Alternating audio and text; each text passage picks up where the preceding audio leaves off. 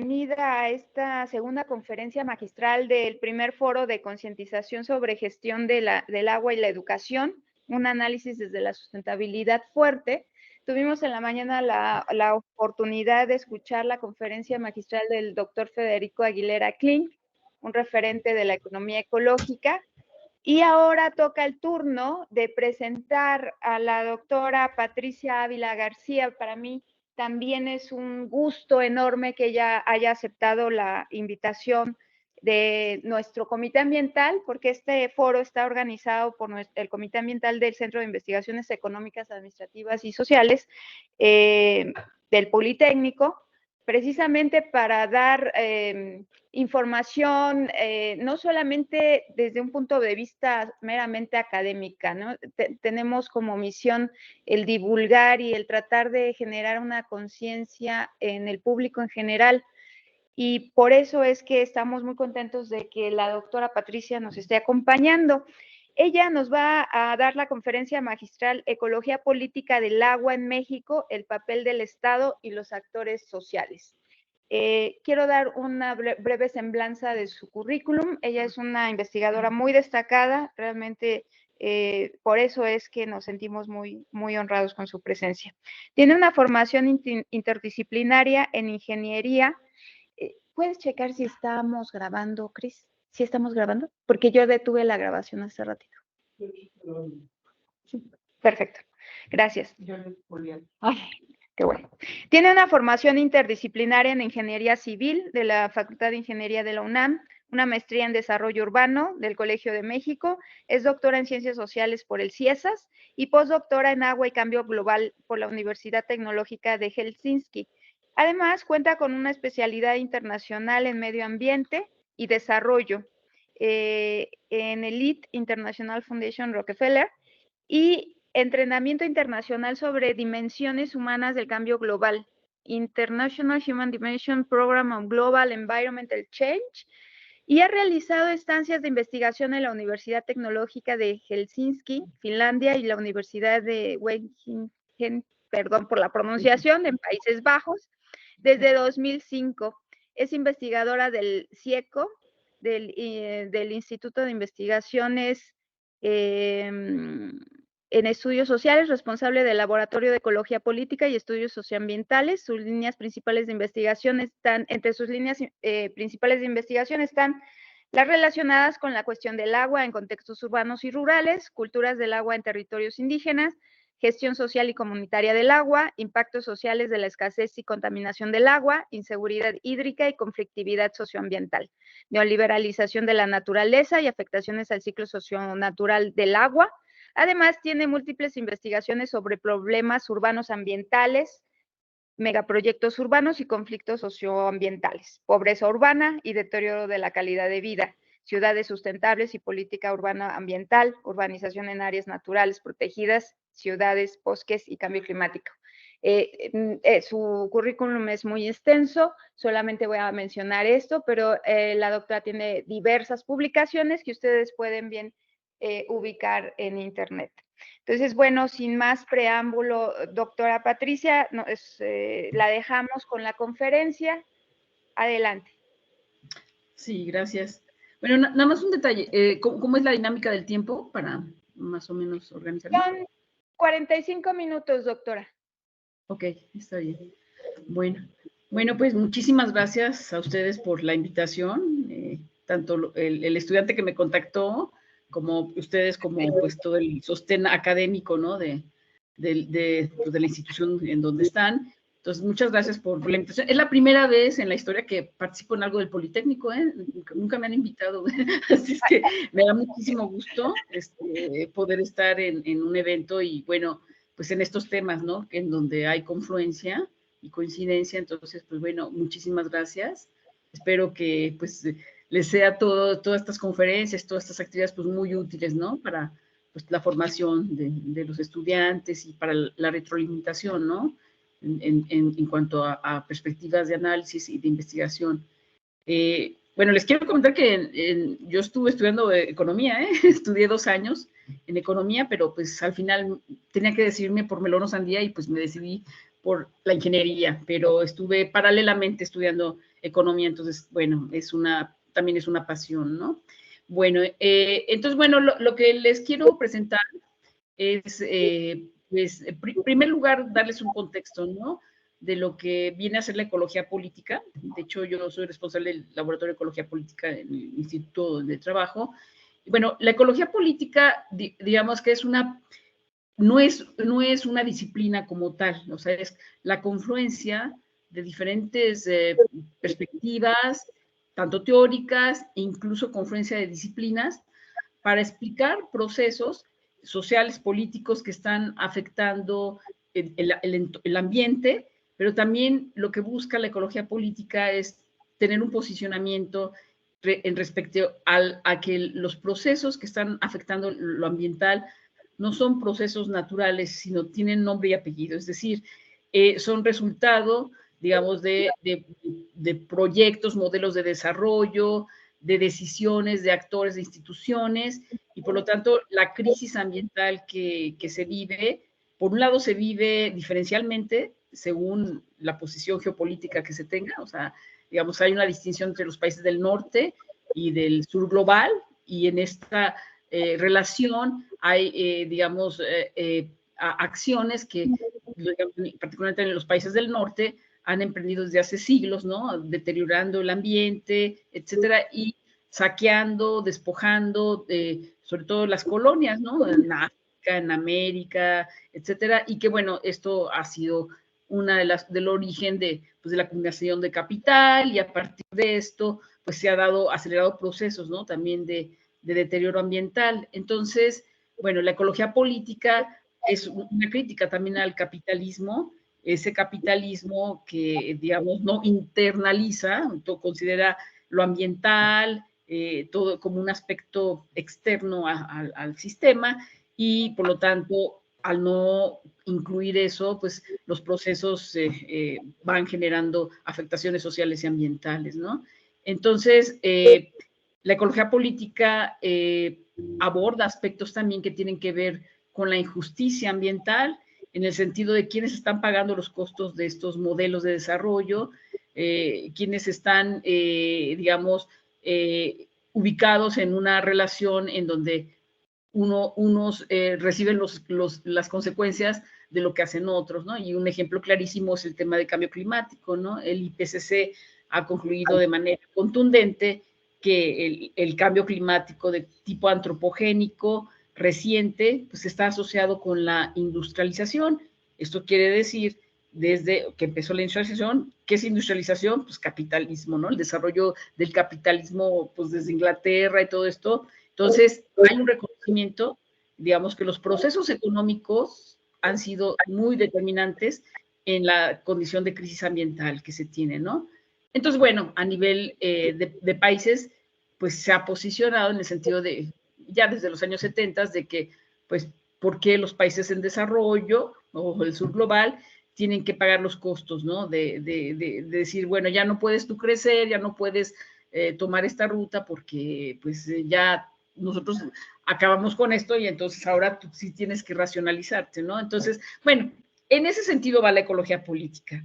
Y por otro lado, en el tema particular del agua, hay digamos, diversos autores, es una perspectiva, digamos, de confluencia, tanto de entender los procesos que están cambiando la relación que tenemos con el agua, procesos sociales, económicos, políticos, ambientales, pero por otro lado también la posibilidad de ver la sociedad como un elemento, la sociedad que se moviliza también como un posicionamiento para transformar esa situación, ¿no? Entonces, la ecología política también entra en una perspectiva de las luchas, de la vinculación con los procesos sociales y políticos, y no solamente en un aspecto de observación, de ver el deterioro o documentarlo, sino también de actuar en buscar alternativas, y en esa perspectiva entran los temas de justicia ambiental, ¿no? Dentro de estos campos de la ecología política. Entonces, ecología política no solo la practica, la aborda la academia, la ecología política también puede estar desde los movimientos sociales. y mucha parte de la ecología política también tiene que ver con una crítica al Estado, ¿no? En su actuar, en ese Estado que no vela por el bien común, sino que en realidad es un Estado capitalista que pues va sesgando sus acciones y políticas en favor de procesos que favorecen al sector privado, ¿no? Bueno, entonces, bueno, ya con esta, nada más como para dar este marco para los estudiantes, pues, entonces, la presentación que yo voy a abordar esta tarde aborda un aspecto de lo que es la ecología política, que ya tiene que ver más como, en la parte de los movimientos por la justicia hídrica y ambiental y su, digamos, cómo esto se ha emergido con el tema del agua en México, ¿no? Esa sería un poco la dimensión que yo pretendo abordar. Entonces, bueno, ¿pueden poner la primera diapositiva, por favor? Sí, entonces, este sería como el resumen de lo que yo pretendo exponer esta tarde. Entonces, el enfoque va a ser más sobre la justicia ambiental, los movimientos sociales, pero aquí lo que pretendo plantear no es el tema, porque lo he abordado en otros trabajos, desde entender por qué el tema del agua y la crisis del agua, eso no lo voy a abordar como tal, pero lo que sí quiero más bien es ver como desde el lado de la sociedad, qué respuestas sociales se están dando ante las afectaciones, ¿no? De procesos que están afectando su relación con el agua.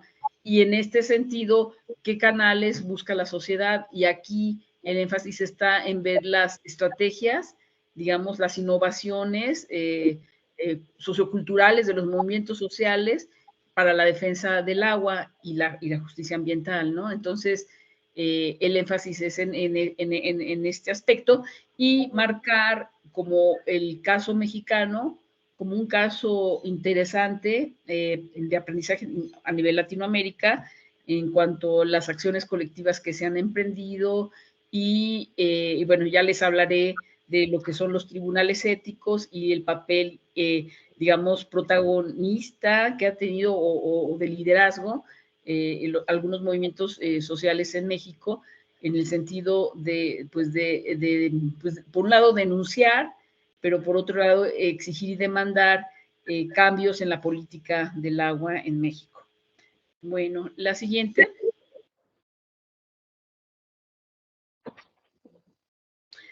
Entonces, bueno, en esta siguiente lámina, es lo que les digo que no me voy a, la que viene, no voy a profundizar mucho porque eso en sí mismo ya es un tema para una ponencia, ¿no? Pero bueno, la pregunta es, bueno, ¿por qué emergen los movimientos sociales? O sea, ¿por qué emergen los conflictos ambientales?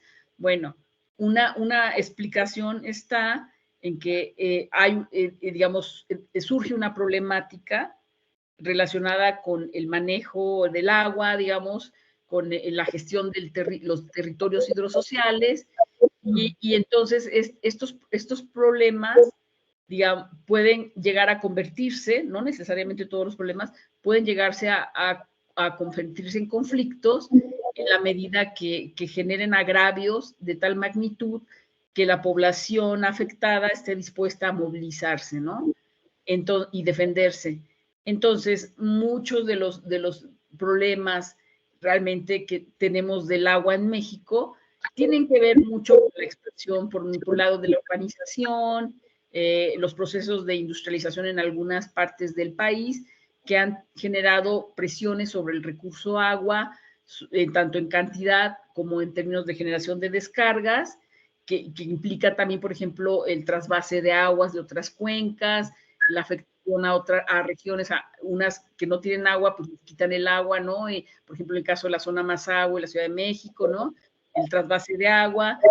Otros problemas es que aunque haya una legislación, no se cumple y entonces la población está como indefensa, ¿no? Ante, por ejemplo, como los accidentes de la minería, ¿no? Que contaminan ríos y aunque hay leyes que son muy limitadas también, pues no se aplica, pareciera que no vivimos en un Estado de Derecho, ¿no? Entonces digamos, podremos ver que hay procesos de tipo estructural que están conllevando a esta crisis del agua y procesos no estructurales, ¿no? Como los estructurales sería este proceso de expansión del capitalismo a nivel mundial, todo el proceso de neoextractivismo que se está dando en el sur global, que implica, digamos, mayores requerimientos de recursos, ¿no? Certezas en cuanto a la posibilidad de que el sector privado pueda invertir y extraer y pues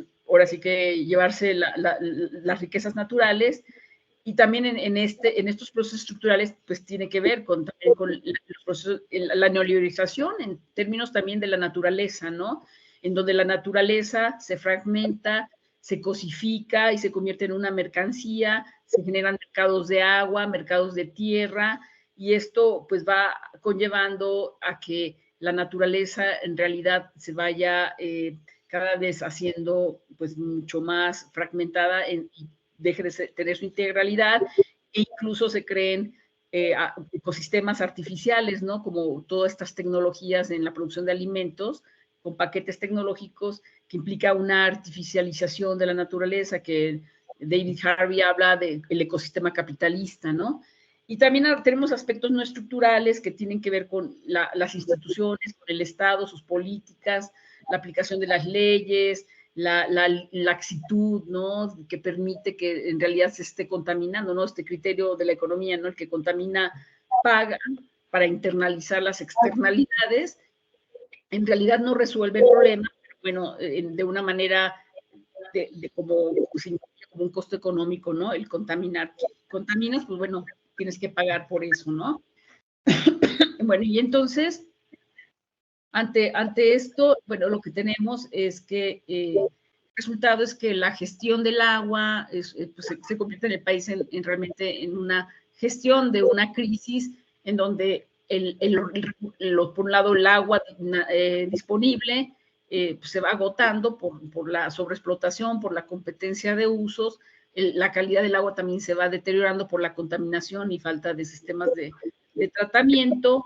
Y bueno, aquí en toda esta historia, pues vamos a tratar de entender que en esta crisis del agua no es una crisis con una explicación malthusiana natural de decir, es que somos muchos y entonces el problema es que la gente se va a pelear por el agua, ¿no?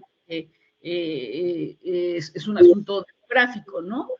Y esto hace que se desvíe la atención sobre realmente las causas estructurales o no estructurales que están generando realmente problemas de acceso, de disponibilidad, de calidad del agua, ¿no? Entonces, lo que yo quiero aquí simplemente matizar es que la crisis del agua tiene que ver mucho con una crisis en la gestión, pero también tiene que ver con una crisis en cuanto al papel del Estado en no regular las voracidades, ¿no? Particularmente de actores económicos que pues pretenden extraer los recursos naturales, particularmente el agua, pues para, digamos, incluirlo en sus procesos económicos, ya sea como agua virtual en la agricultura, ¿no? Produciendo alimentos con un montón de agua que se usa a un valor prácticamente cero, y esto le genera grandes ganancias, ¿no? Y igual contaminando y usando una serie de plaguicidas, herbicidas, etcétera, y contaminando las aguas y con un estado laxo que les permite. Entonces, es un gran atractivo a la inversión económica, tanto de capitalistas, digamos, nacionales o internacionales, ¿no? Bueno, entonces, la siguiente. Entonces, en esta afectación digamos, en esta condición de tenemos una problemática del agua que cada vez es más crítica por procesos, por ejemplo, con cambio climático, con procesos que se exacerban con esta neoliberalización de la naturaleza. Entonces, lo que ha asociado a esto es que muchos de estos actores que están, digamos, presionando el uso del agua, pues van violentando derechos humanos y colectivos, ¿no? Por ejemplo, si una agroindustria pretende desarrollarse en un ejido, en una comunidad, pues en principio pues busca apropiarse de los recursos esenciales, la tierra y el agua, ¿no? Y entonces para lograr estos procesos de apropiación puede haber una parte legal, ¿no? Que la ley dice pues, que ya el ejido ya se puede privatizar, o que la ley de aguas dice que se pueden vender los derechos de agua, pero también hay aspectos que para apropiarse de eso tienen que usar aspectos ilegales o de presión política para que los actores locales pues, tengan que rentar las tierras, tengan que ceder sus derechos, y en ese proceso hay una violencia tanto institucional como del actor económico que pretende desarrollar esto, ¿no?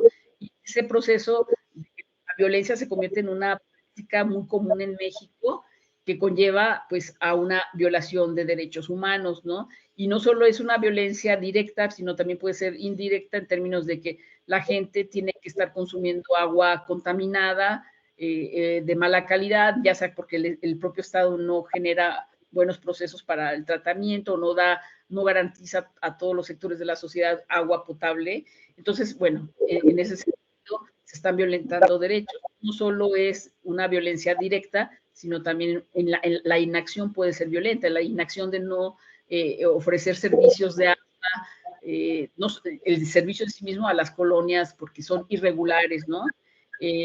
O no presionar a las empresas para que mejoren sus procesos de tratamiento, ¿no? También eso es otra forma de violencia, porque permiten que sigan contaminando, o si contaminan y dañan el agua y su calidad, pues con una multa pareciera que con eso se resuelve, y eso pues a lo larga termina haciendo que las poblaciones se enferman y hay problemas pues graves, ¿no?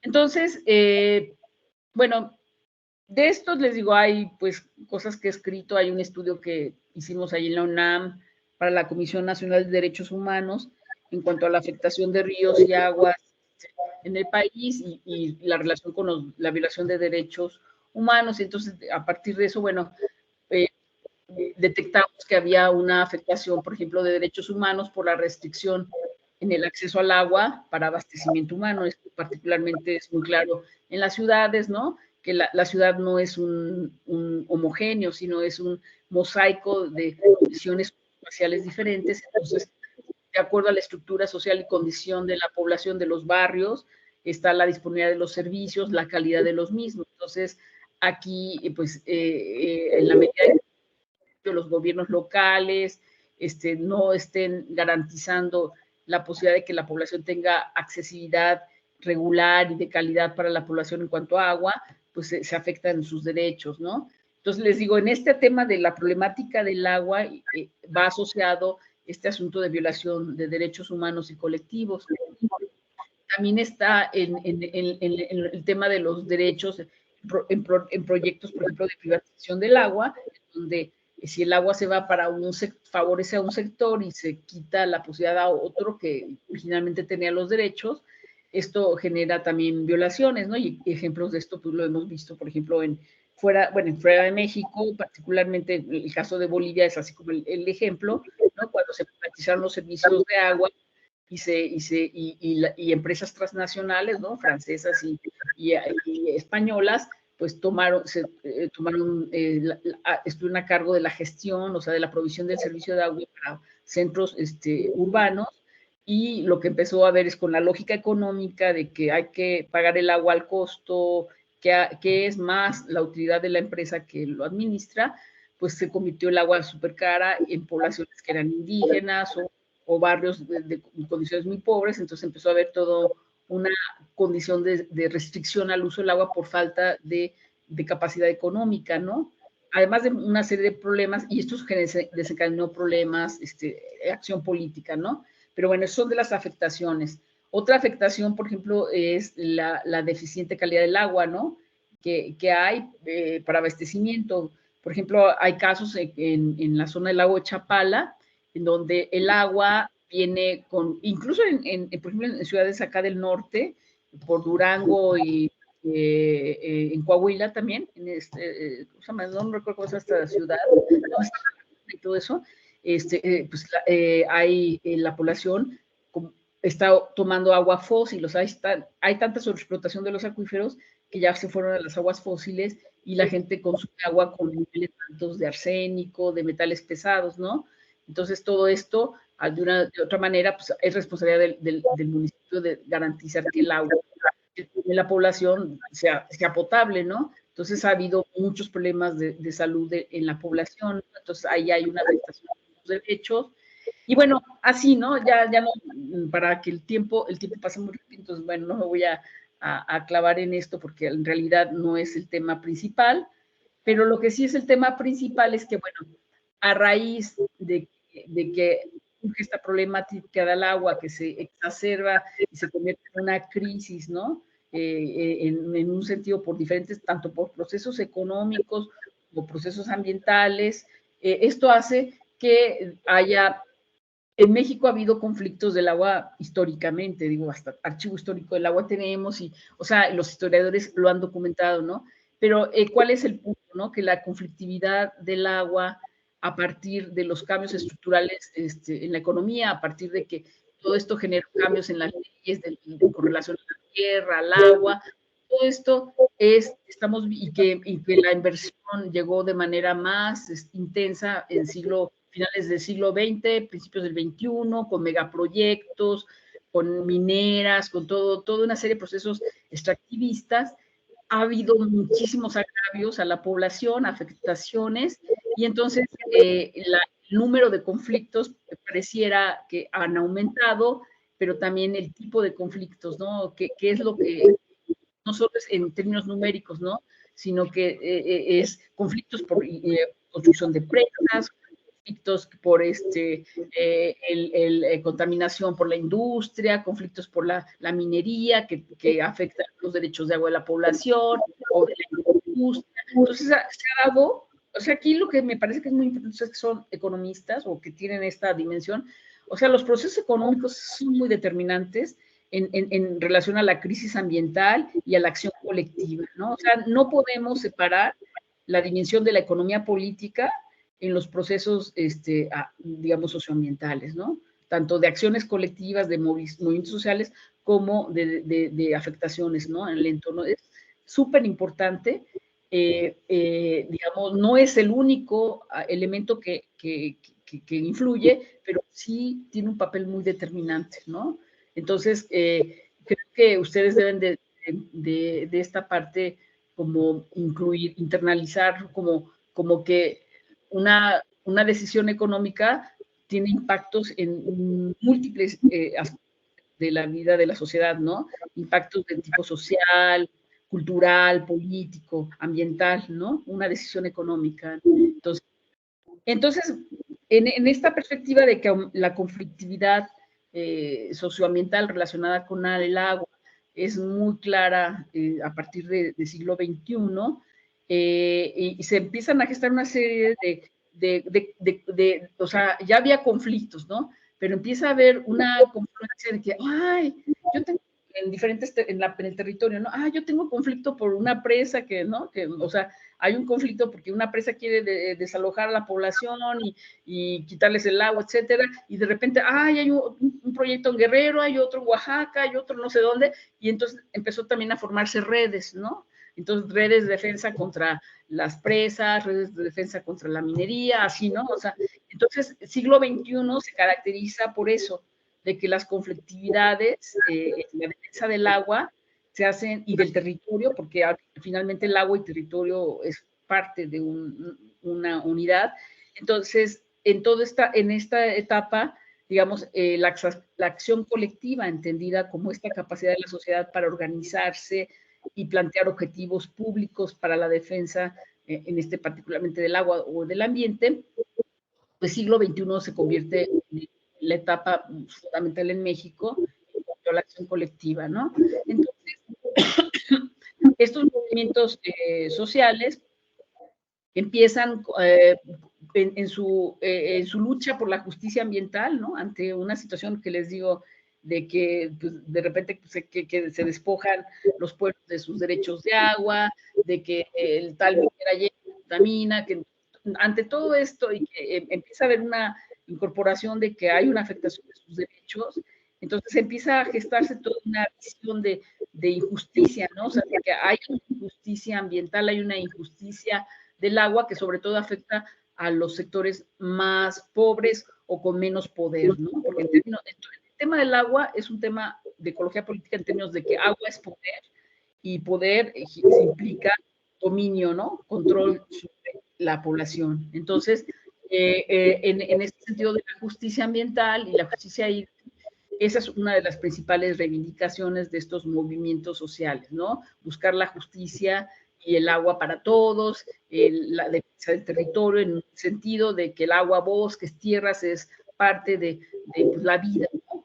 Y bueno, en esta etapa de que los movimientos sociales empiezan a confluir, pues se da por ahí de 2005, 2006, toda una campaña y movilizaciones en el país para la defensa del derecho humano al agua. De hecho, en México hubo el agua en 2006 y en este hubo como el contraforo, ahí en la Ciudad de México, de hecho, por la Alameda, bueno, en todo esto hubo marchas y todo esto, pero bueno, la Alameda se hizo por ahí en esa zona, en el centro, el contraforo respecto al foro, porque el Foro Mundial se asocia mucho a los intereses económicos transnacionales, a las políticas que van relacionadas con el agua, pero que van acordes pues a esta visión de los países del norte sobre el sur, ¿no? Ahí en el Foro Mundial del Agua está el Mundial, todos estos grandes grupos que al final de cuentas van a determinar realmente las políticas del agua en los países del sur global. Entonces, bueno, pero estamos hablando de los movimientos sociales. Entonces, en esta época, estamos hablando de 2005, 2006, pues se gesta todo este asunto de redes, ¿no? La COMDA, que era bueno, pero en ese momento fue como un papel importante, una confluencia, ¿no? De movimientos sociales, organizaciones de defensa, y que la pancarta, o no más que la pancarta, la demanda principal era el derecho humano al agua, y al final de cuentas, con la confluencia de otros movimientos sociales a nivel latinoamericano, pues fueron, y relación con otros movimientos a nivel mundial, fueron determinantes para que, creo que en 2010 o 2009, no recuerdo en qué año, fue que se asumió el derecho humano al agua a nivel internacional, ¿no? Por Naciones Unidas. Entonces, esto no fue solo una buena voluntad política de los gobiernos, sino también respondió a una campaña, ¿no? De los propios movimientos sociales de defensa. Entonces, aquí lo que es interesante es cómo movimientos locales se pueden vincular con movimientos regionales, nacionales e internacionales, y generar presión a los estados para que puedan llegar a acuerdos en donde por lo menos se comprometan y formalicen aspectos como reconocer el derecho humano al agua, ¿no? Otro aspecto interesante que ocurrió en México es esta formación de redes de defensa, digamos, entre el despojo y devastación hídrica y ambiental en el país. Les decía, ¿no? Que se formaron estas redes de defensa contra la minería, contra las presas, etcétera. El MAPDE, por ejemplo, es relacionado con las presas, pero a raíz de que empezaron a ver estas redes, se armó todo lo que se llama la Asamblea Nacional de Afectados Ambientales, y esta fue la confluencia de redes de redes de movimientos sociales, que, digamos, había un reconocimiento de la sociedad que no tiene poder, la afectada, la despojada, pues de que había que organizarse y que el enemigo es tan fuerte y las decisiones son no solo a nivel económicas o las políticas no solo son a nivel local, ¿no? Sino incluso son transnacionales.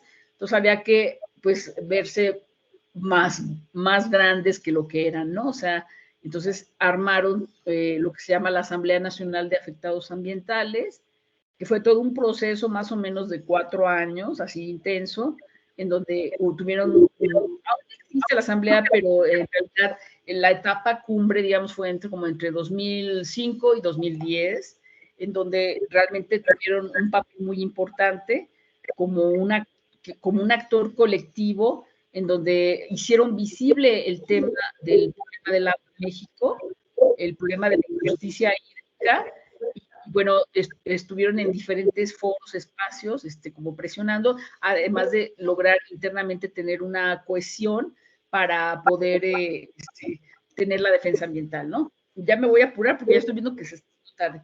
Y bueno, entonces estos que digo es importante porque tiene que ver ya con la otra parte que es de la presentación. Entonces, el aspecto también de estos movimientos fue también tener una incidencia legal e incluso a nivel de litigación, o sea, no solo era exigir que se cumplieran los derechos, sino también empezar a asumir casos, digamos, de meter conflictos, pero ya a nivel legal y trabajarlos para ir generando jurisprudencia, ¿no? Y antecedentes sobre el derecho humano al agua, sobre la afectación a los ríos, etcétera. Entonces, lo que quiero decirles es que los actores colectivos van dejando huella a partir de sus acciones, no solo a nivel interno de cohesión, de poder ser más grandes y visibles, de hacer visible lo invisible, sino también van presionando a los estados para que asuman compromisos, pero también van influyendo en que las leyes, los programas y todo esto vayan contribuyendo a que se incluya su visión. Si no se incluye su visión, hace denunciar esa parte, ¿no? Entonces, eso es un aspecto importante. La siguiente, lo de las recomendaciones, viene. Ajá, entonces, bueno, en esta, es la siguiente, por favor. Sí.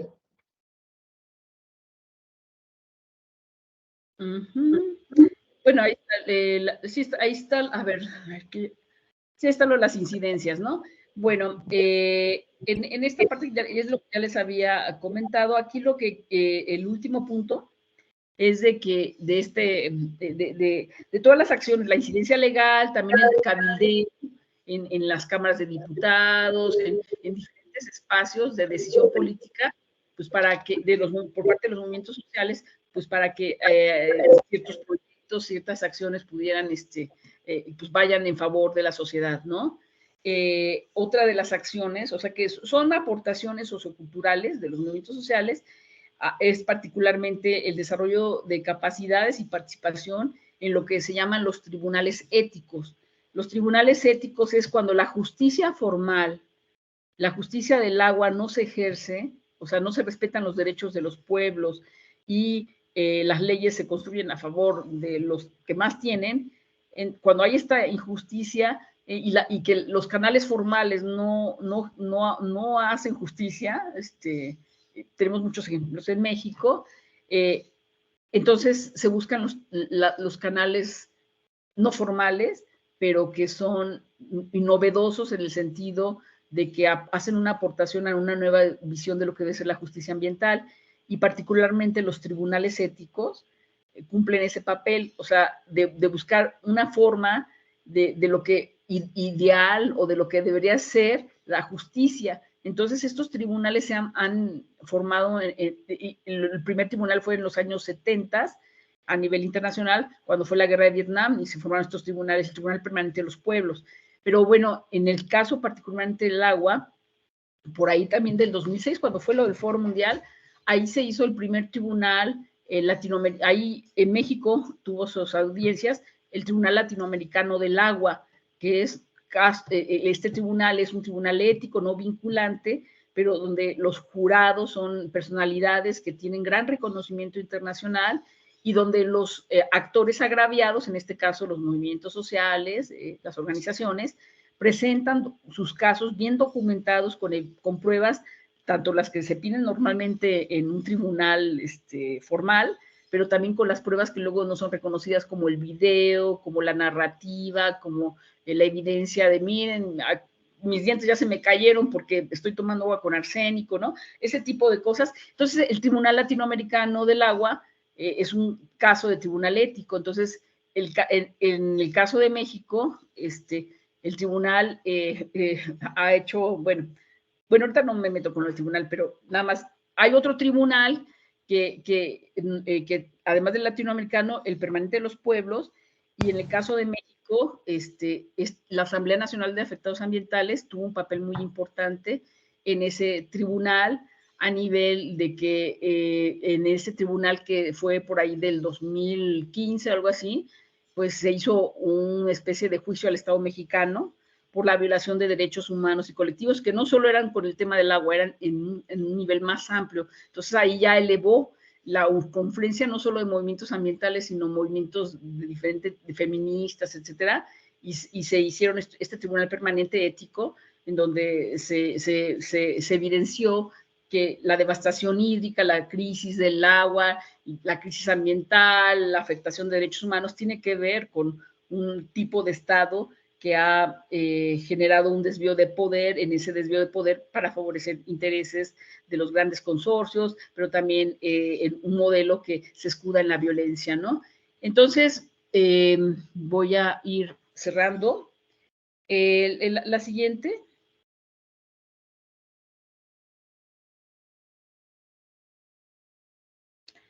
Entonces, en estos espacios, digamos, lo que la sociedad ha querido es, ante una cerrazón del Estado, una incapacidad de que haya justicia ambiental, entonces la sociedad a través de los tribunales, a través de sus estrategias, digamos, de defensa múltiple, lo que están buscando es, pues, buscar solución a su problemática y, por otro lado, evidenciar esos aspectos que realmente están contribuyendo a que los problemas se agraven, ¿no?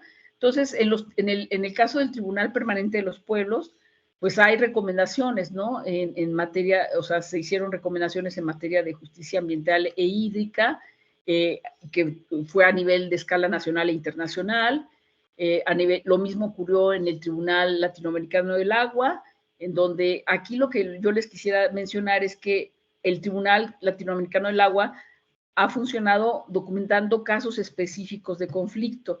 Y una de las cosas interesantes es que después de muchísimas audiencias, el tribunal concluyó que México es el país que más casos, al menos que les llegaban, ¿no? O sea, pero que sí muestra que la conflictividad en México es de las más elevadas en Latinoamérica, ¿no? O sea, México tiene, o sea, la sociedad se siente muy agraviada y los mayores casos que han llegado al tribunal son de México. Y aquí una de las aportaciones a partir de ese, bueno, de esto es que hubo la Asamblea Nacional de Afectados Ambientales que les expliqué, armó todo un caso nacional con todos los conflictos de México relacionados con el agua y armó como un solo caso, como el caso México, en donde documentó todas estas afectaciones del Estado mexicano, del sector privado también, en cuanto a la generación de la crisis del agua y la afectación de los derechos humanos de los pueblos.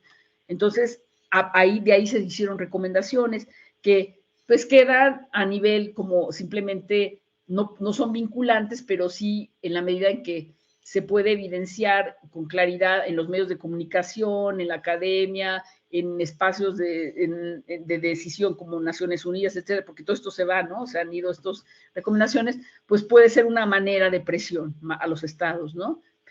También a través de los relatores de Naciones Unidas de derechos humanos, del derecho humano al agua y los movimientos sociales se han vinculado y han hecho recomendaciones al Estado mexicano que tiene una obligación de cumplir con el derecho humano al agua, en donde los movimientos sociales han mostrado que no está cumpliendo el Estado mexicano, que está haciendo, digamos, no está en esa transición que debería para hacer cumplimiento del derecho humano al agua. Entonces, bueno, uno de esos casos es el no actualizar, no tener la nueva ley de aguas, ¿no? Que ha sido una demanda desde hace varios años. No he hablado de ese movimiento, pero ya no voy a hablar. De Agua para Todos, que ha sido una lucha súper relevante a nivel nacional en la defensa del agua, en la defensa del derecho humano y de una nueva ley de aguas. Entonces, bueno, a ver la siguiente, y ya con esa creo que ya voy a ir cerrando. Entonces, bueno, esto nada más les voy a pasar así como lo de lo que son los tribunales éticos. El primero está el logo del Tribunal Latinoamericano del Agua, en el otro está el del permanente. Entonces, estos como que son los espacios, también Naciones Unidas, como los espacios que la sociedad, ante no tener esa capacidad de negociación y del diálogo con el Estado mexicano, pues están buscando instancias internacionales o instancias dentro de México, pero como con más confluencia en movimientos sociales, pues para ejercer más presión, ¿no? Porque lo que sí se ha visto es que esta crisis del agua y esta violación de derechos humanos el Estado mexicano tiene una responsabilidad muy importante. Entonces, pues creo que, a ver, vamos recorriendo ya nada más para ya ir terminando la presentación. Pues ahí está de la Asamblea Nacional de Afectados. A ver, la siguiente. Ahí están las imágenes, ¿no?, de esta asamblea, que les decía que la conferencia de movimientos sociales. A ver si nos vamos un poquito a lo final. Ahí sí. Estas son las audiencias del Tribunal Latinoamericano del Agua, o sea, para que no digan que me invento, ¿eh? Ahí está. De hecho, yo he sido jurado en el Tribunal Latinoamericano del Agua. Siguientes, ahí están las audiencias, cómo los movimientos sociales presentan los casos, los conflictos con la evidencia, con la prueba, con la narrativa, la evidencia como fotos, videos. La siguiente. Ahí está lo que les decía, el caso mexicano, se armó, fue un documento creo que como de 300 páginas, ¿eh? Y luego ya los jurados, todo esto, hicieron ¿cómo se dice? Un resolutivo y recomendaciones, ¿no? La siguiente. Síganme, ahí es son las recomendaciones, o sea, todo el resolutivo del tribunal cuando se presentó el caso de México. La siguiente, por favor.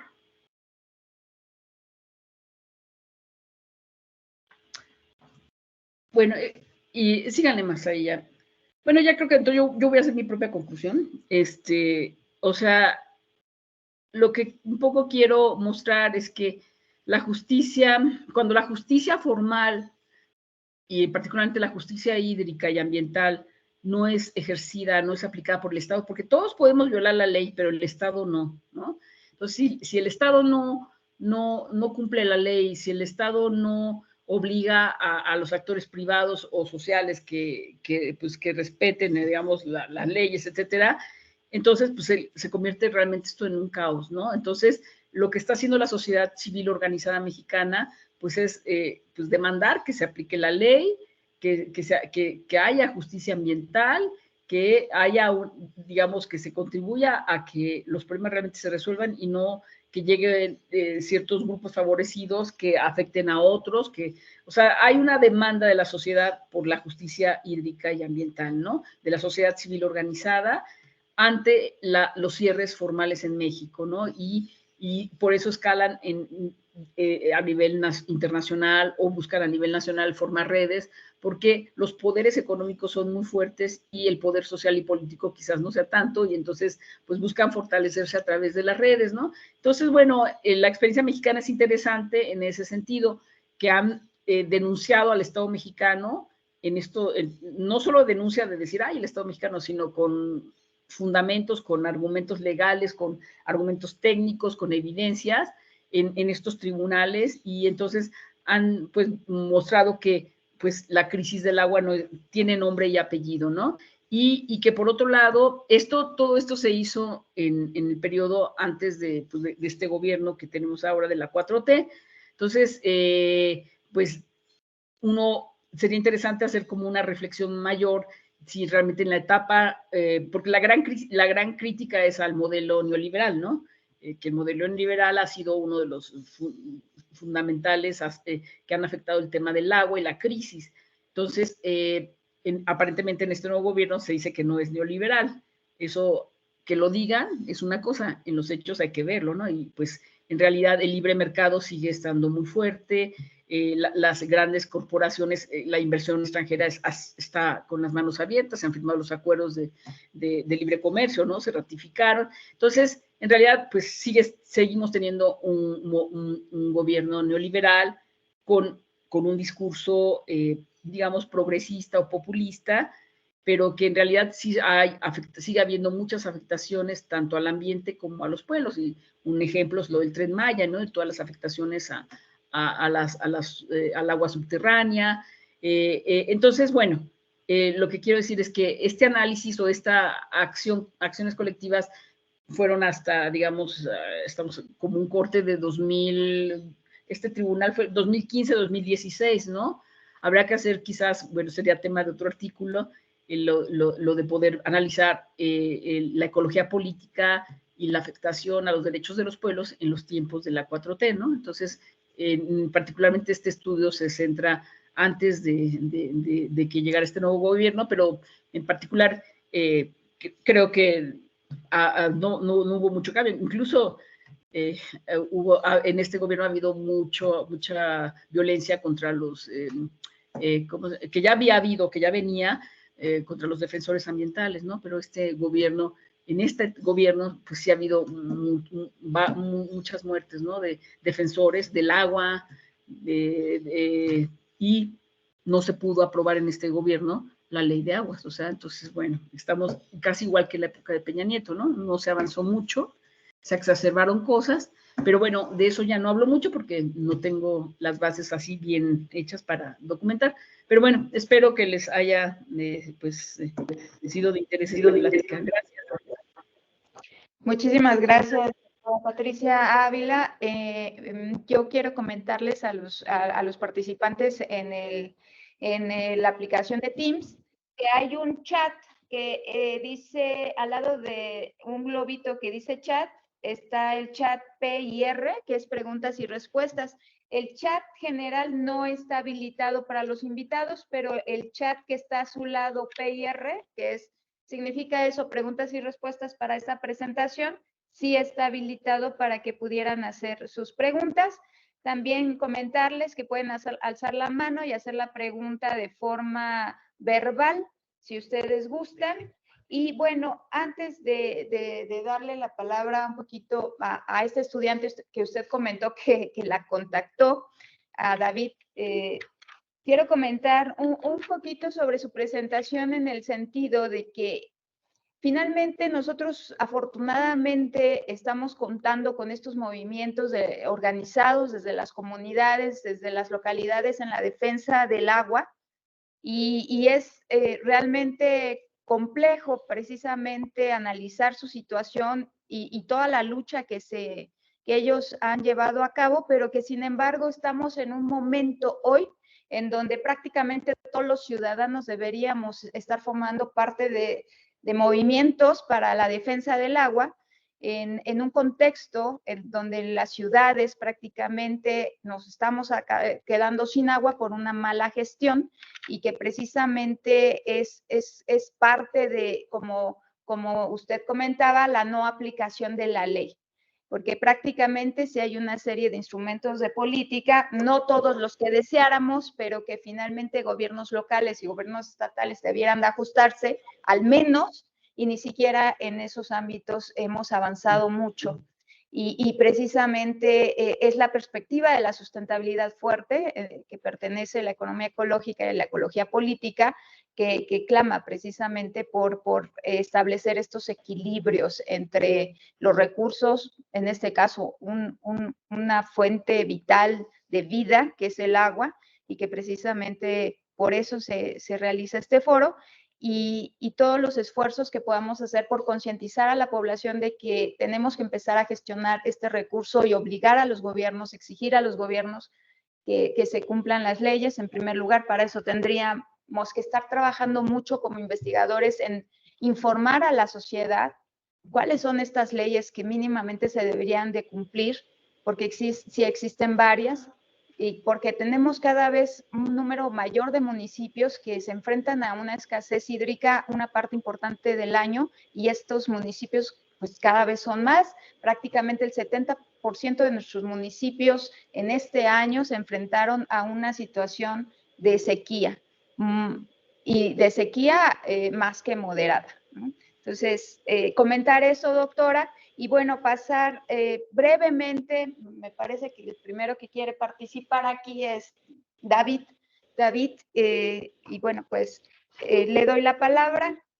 Sí, bueno, primeramente quiero agradecer que, bueno, haya considerado su valiosa y gran participación, al igual que, como se lo comenté al doctor Federico Aguilera Klink, dentro de estos temas de la economía ecológica, pero sobre todo la ecología política, pues he estado adentrándome sobre todo a partir de sus trabajos, incluso en la conferencia en donde la conocí junto a una compañera, pues la aludí a los conocimientos que usted aborda junto a Gabriela Merlinsky, Maristela Suampa, que bueno, cada vez que leo algunos de sus artículos o incluso cada vez que veo algunos de sus videos, pues me emociona la forma en cómo aborda estos temas y sobre todo, pues el avance que usted ha tenido en torno a no solamente la parte de la ecología política o la problemática que tiene la economía, que usted con algunos de esas interrogantes introdujo este tema, sino cómo lo puede observar una ingeniera, ¿no? ¿Cómo puede usted vislumbrar este problema a partir de esta concepción transdisciplinar? Y bueno, pareciera que para los economistas la primera dificultad sería adentrarnos a esta parte de las leyes naturales, de las ciencias naturales propiamente, para poder hablar del agua. Pero escuchando toda su exposición, y bueno, como le he mencionado, los materiales que he estado observando, las leyes incluso se tornan más complejas. Y bueno, con toda esta exposición pudo plantear cuáles serían las problemáticas que nosotros como economistas o los que estamos tratando de adentrarnos a estos temas ambientales, primeramente cómo vislumbrarlos, pero también cómo analizarlos, cuáles son esos problemas, y usted abordó mucho la parte colectiva, los movimientos, incluso se habla de una transición energética que tiene relación con el agua, y bueno, pareciera que por un lado se aborda esta gestión corporativa, pero lo que requerimos es esta gestión social, cómo nosotros podemos utilizar estos conflictos. Y bueno, aquí aludo a Martínez Alier, ¿no?, que nos presenta su mapa de la justicia ambiental, que bueno, va a estar en este mes en la Universidad de la Ciudad de México el 27, y bueno, creo que sería importante hacer esta reflexión, y se me hace muy importante, y la voy a estar nombrando ahí con John Martínez Alier, y bueno, propiamente he hablado de usted con el doctor Federico Aguilera Klin, que también se está emocionando mucho con sus trabajos, y con los trabajos, obviamente, él también aborda temas de Eduardo Budinas y demás. Entonces, le agradezco mucho y me quedo con esta reflexión sobre lo que abordó, y bueno, creo que esta parte de los tribunales éticos es con lo que me quedo al último. Me gustaría saber si usted podría ahondar sobre la ciudad y estos temas que usted abordó, la justicia hídrica y cómo nosotros podríamos involucrarnos. Perdón, ¿que pudiera abundar sobre qué, perdón? Ajá, la ciudad, o sea, por ejemplo, como abordo esta parte de Iztapalapa y demás, me interesa y sé que usted aborda esos temas, entonces voy a aprovechar este momento, ¿no?, para preguntar sobre la relación del agua y la ciudad, como es esta, la de México. Bueno, en la semana que... Okay.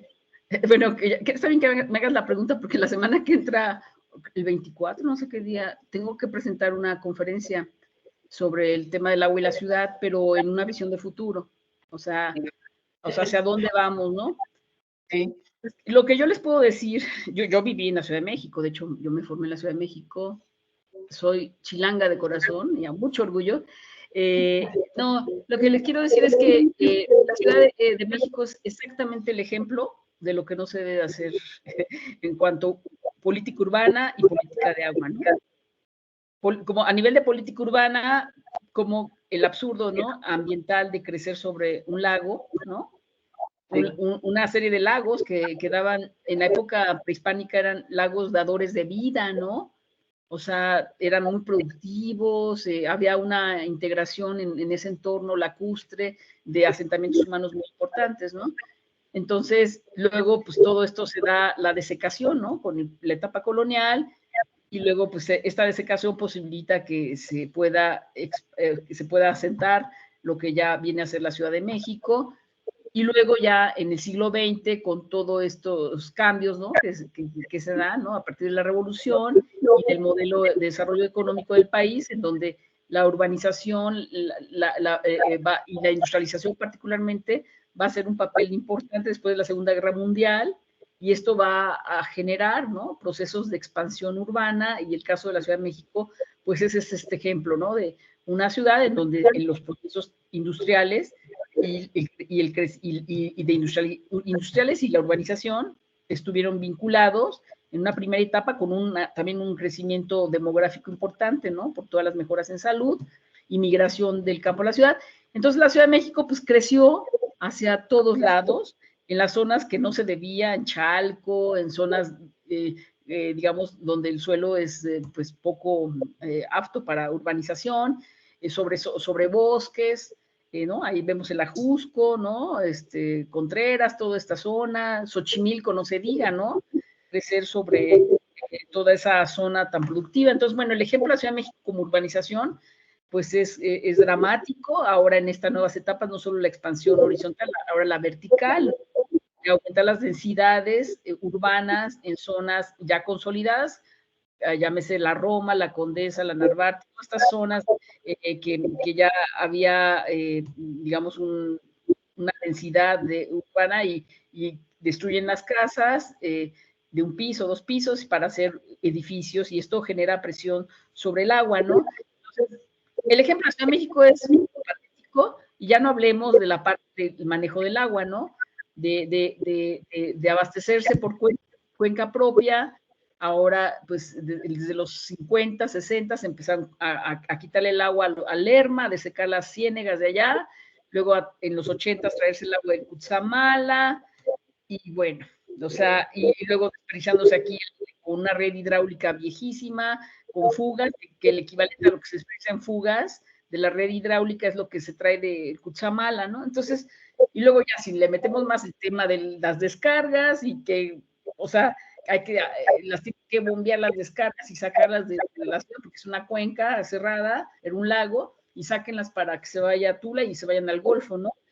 Las aguas contaminadas. Entonces, bueno, ¿qué les puedo decir? Que pues la Ciudad de México es un ejemplo de una crisis hídrica y urbana muy fuerte, en donde se requieren hacer políticas integrales y dirigidas a diferentes sectores y ámbitos, ¿no? Para realmente poder lidiar con la crisis, porque salir de la crisis es difícil, se tendría que cambiar todo el modelo, ¿no? De organización y hídrico.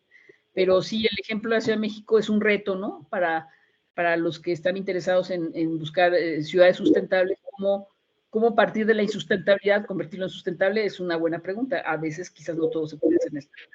O sea, pero sí al menos lograr que esta ciudad pues sea menos vulnerable, ¿no? Lograr que haya una gestión más adecuada del agua, que esta posibilidad de que hay todo un movimiento ahorita en la Ciudad de México de búsqueda de la gestión social del agua, las comunidades de los barrios, para buscar la justicia hídrica. Entonces, bueno, pues, hay toda una posibilidad, ¿no? Les toca a ustedes que están allá. Sí, la verdad, sí, muchas gracias. Sí, acá tenemos otra pregunta.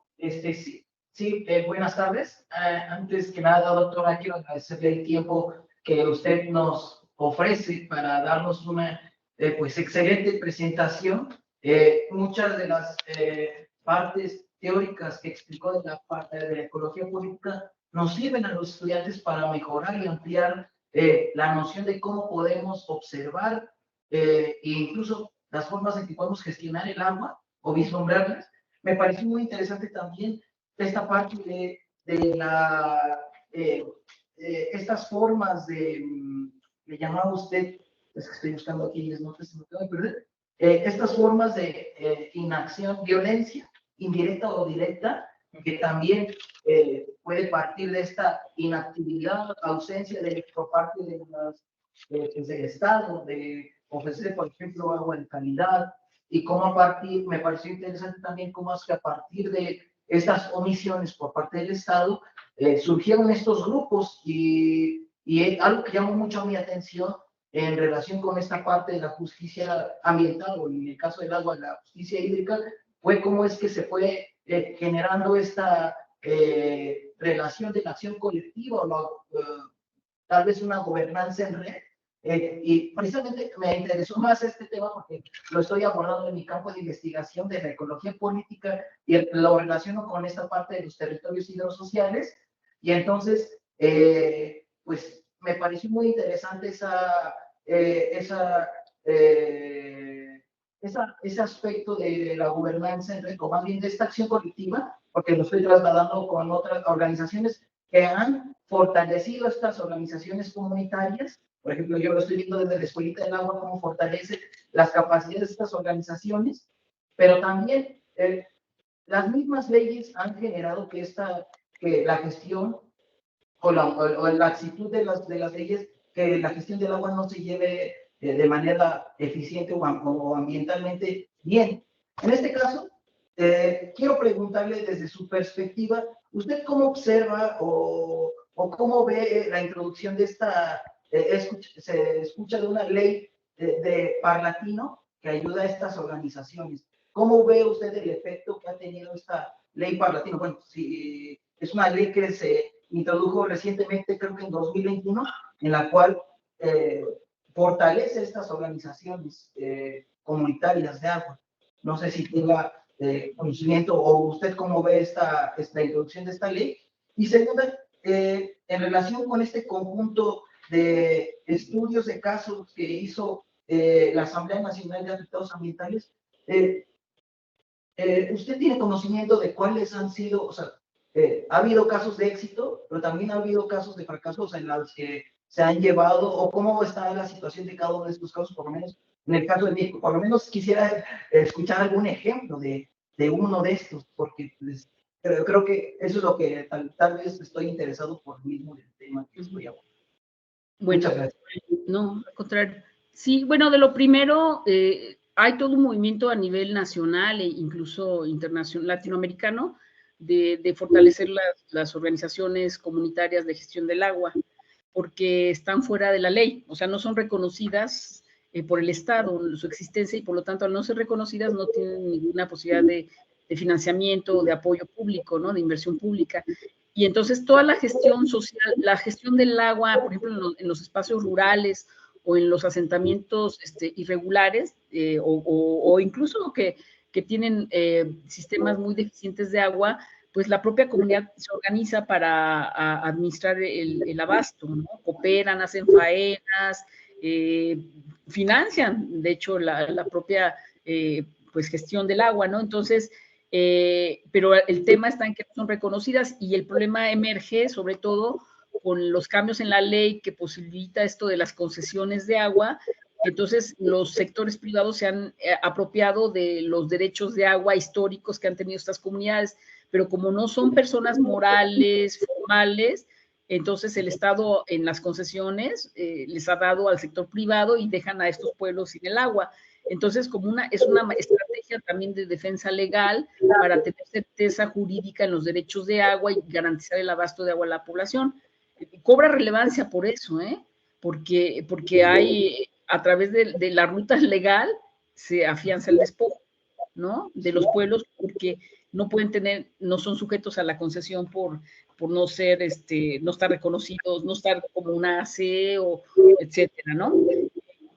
Y bueno, ya no digo más porque se va el tiempo, pero de lo otro que preguntabas, sí, fíjate, una cosa interesante, a raíz de todo este movimiento que se dio de la Asamblea Nacional de Afectados Ambientales, de todo esto de los tribunales, se hizo más visible problemas ambientales y acciones colectivas en ciertas regiones del país, que logró que en el nuevo gobierno, particularmente cuando estaba Víctor Toledo como secretario de Medio Ambiente, se explicitara lo que son los infiernos ambientales, es que son diferentes espacios en el territorio nacional en donde hay afectaciones ambientales de forma dramática que afectan, lo mismo que les digo, de derechos humanos, que afectan la salud, el entorno natural, los recursos, y que bueno, hay causales ahí desde agroindustrias, industrias ¿cómo se llama?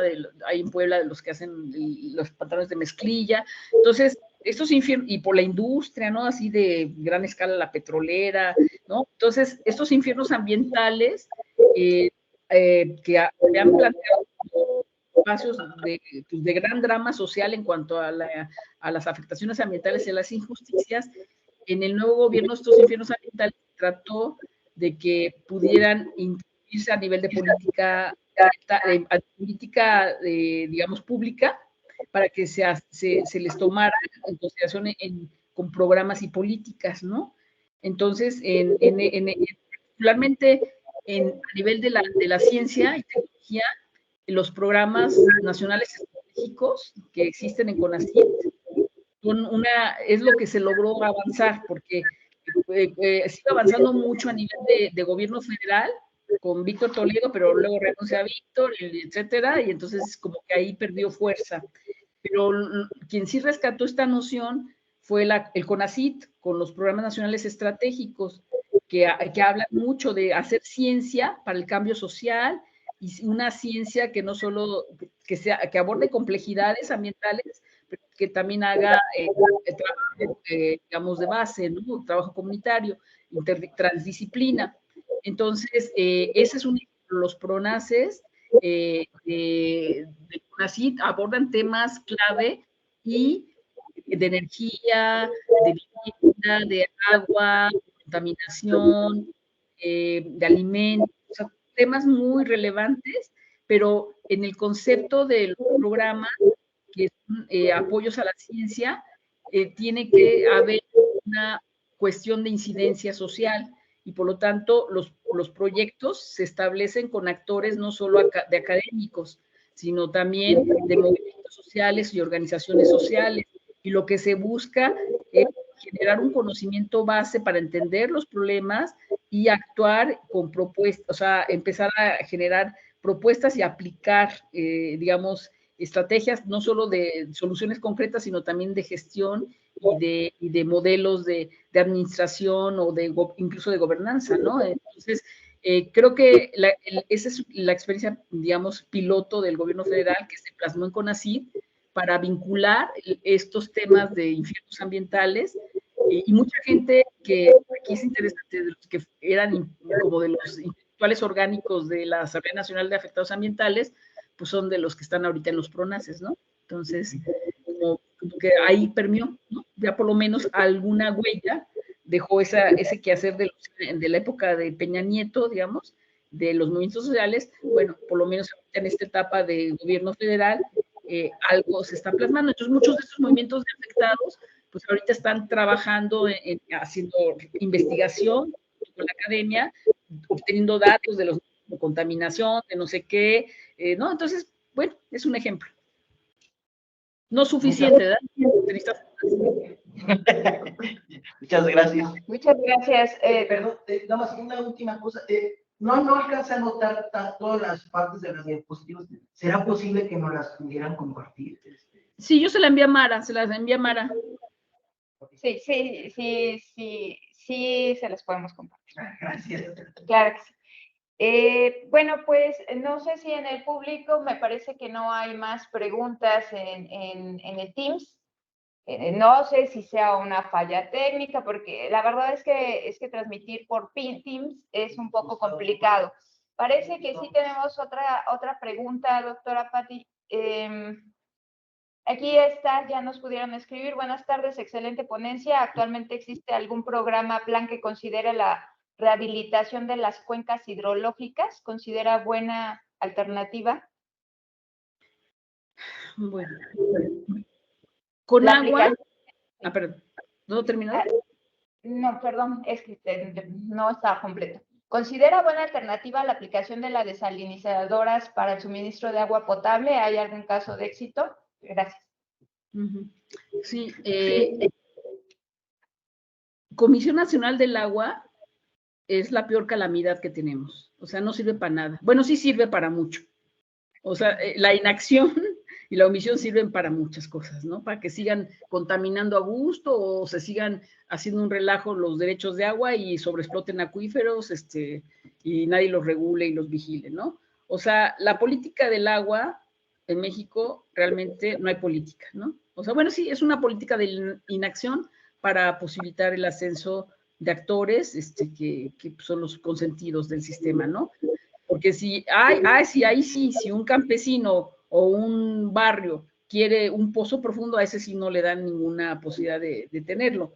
Pero si llega una gran empresa transnacional que quiere explotar el agua para producir fresas, etcétera, ahí sí todas las facilidades, ¿no?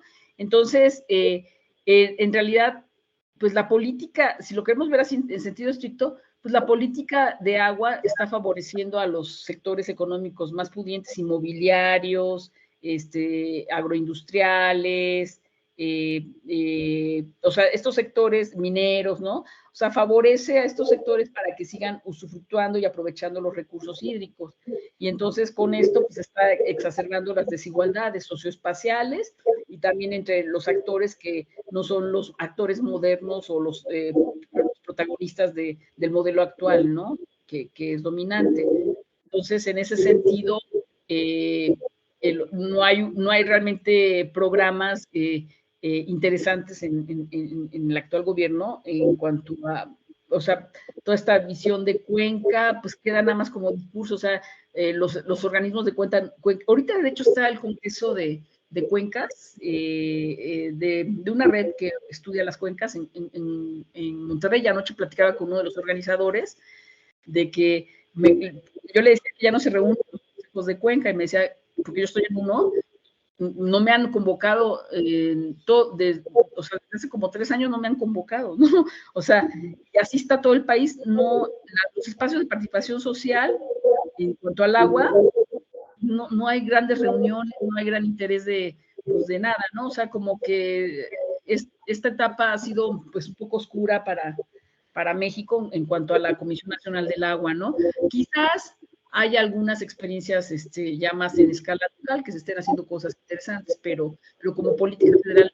Y de las plantas desalinizadoras, pues sí hay ejemplos en el norte, pero no conozco mucho, ¿no? Lo que sé es que es costoso pero es necesario cuando no hay agua. Acabo de estar yo en una reunión en África y ahí hubo algunas ponencias de gente, por ejemplo, de Omán, de países que realmente no tienen agua, y por ejemplo en Omán, que no tienen nada de agua, pues dependen de las plantas desalinizadoras, ¿no? Entonces, sí es una solución y sí existe en el mundo como experiencia en países súper críticos, pero sí es costosa económicamente hablando, pero él tiene un costo ambiental, ¿no? Me decían que porque las plantas, todos los desechos de proceso, pues son con concentraciones de muchas sales, pero también de químicos, etcétera, y entonces eso lo mandan, y con temperaturas altas, y lo mandan al océano, y entonces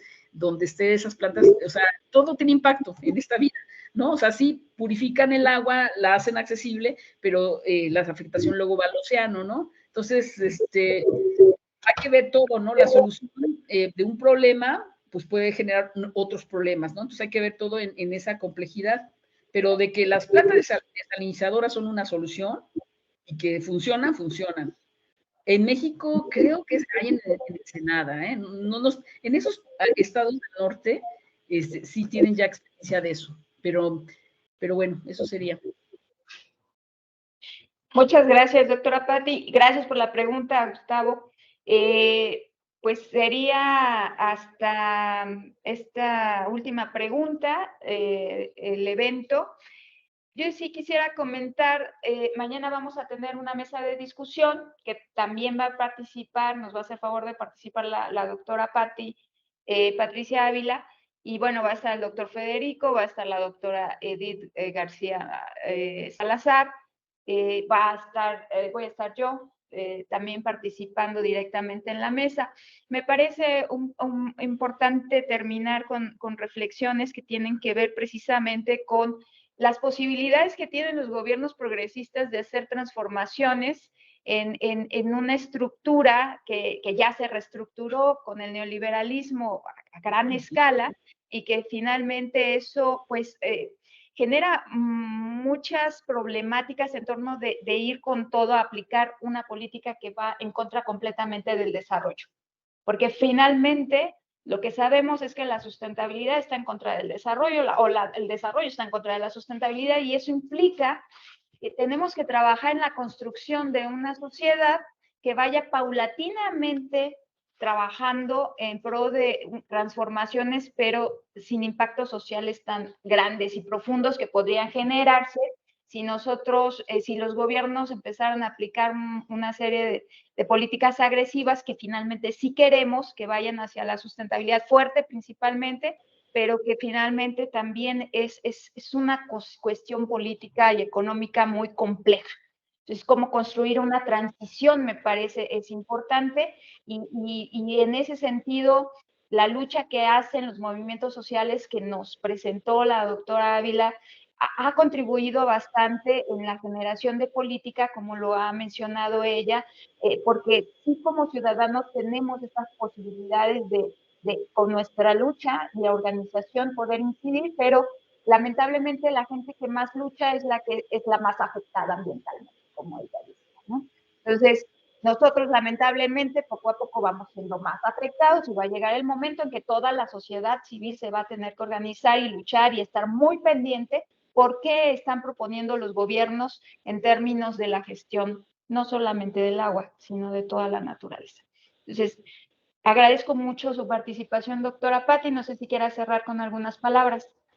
No, pues agradecerles a ustedes la invitación y a las personas que estuvieron conectadas o presentes, pues espero que les quede una huellita ahí de la curiosidad en estos temas, y pues ojalá no sea la última vez que me inviten. Bueno, mañana estoy ahí en la mesa, ¿no? Pero sí me importa mucho vincularme con espacios diferentes a los que uno siempre está, ¿no? Entonces, me da mucho gusto con la gente, los economistas, todo esto, o sea, es que son muy importante que haya mucha apertura, ¿no? En esto que decías, ¿no? O sea, hay procesos que pues ya están y que entonces hay que buscar de qué manera pues estos procesos son menos agresivos, ¿no? Con la sociedad y con la naturaleza, ¿no? Ahora pues sí, ahí es el cómo nos vamos a lo radical o a lo suavecito, ¿no? Eso ya pues, va a depender mucho de las condiciones sociopolíticas que se vivan en cada parte, ¿no? Muy bien, pues gracias a todos y pues nos vemos mañana. Muchas gracias, doctora. Nos vemos. Gracias.